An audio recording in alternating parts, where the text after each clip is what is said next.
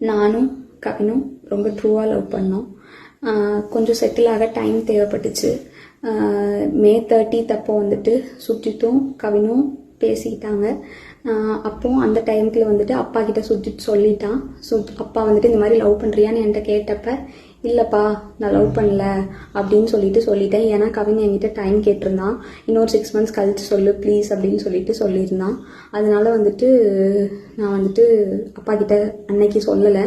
அதுக்குள்ளே next upcoming மந்த்துக்குள்ளே இப்படி ஆயிடுச்சு. 2 பேருக்குள்ளே என்ன கான்வர்சேஷன் போச்சுங்கிறது தெளிவாக தெரியாது. ஆனால் கவினுக்கு ஃபோன் பண்ணி சுஜித் வந்துட்டு பொண்ணு கேட்க வாங்க, இவ மேரேஜ்க்கு மூவ் பண்ணாதான் அடுத்து என்னோட ப்ரொஃபஷனை பார்க்க முடியும் அப்படின்னு சொன்னான் அப்படிங்கிறது எனக்கு தெரியும் கண்டிப்பாக. அதுக்கப்புறமா வந்து 27 என்ன நடந்துச்சு அப்படின்னா, அன்னைக்கு கவின் வராங்கிறது எனக்கு தெரியாது. நான் 28 ஈவினிங் தான் வர சொல்லியிருந்தேன்.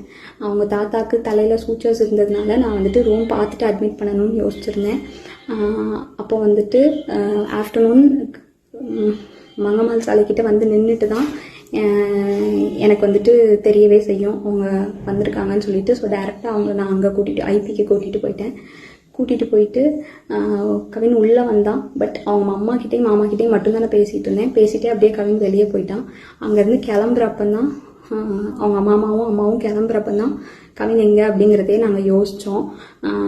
நான் ட்ரீட்மெண்ட் ப்ரொசீஜர்ஸ்லாம் எக்ஸ்பிளைன் பண்ணிகிட்டு இருந்தேன். அப்போ யோசிச்சுட்டு நான் வந்துட்டு சொன்னேன்.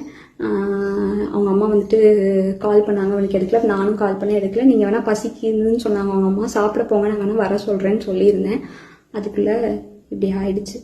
ஸோ வந்துட்டு இது தேவையில்லாமல் நிறையா இஷ்டத்துக்கு யாரும் வதந்தியை கிளப்ப வேண்டாம். உங்களுக்கு தோணுது எல்லாத்தையும் பேசாதீங்க. எங்கள் அப்பா அம்மாவுக்கு இதில் எந்த சம்மந்தமுமே கிடையாது, அவங்களுக்கு தெரியாது. இதை இதோட விட்டுருங்க. அவ்வளோதான்.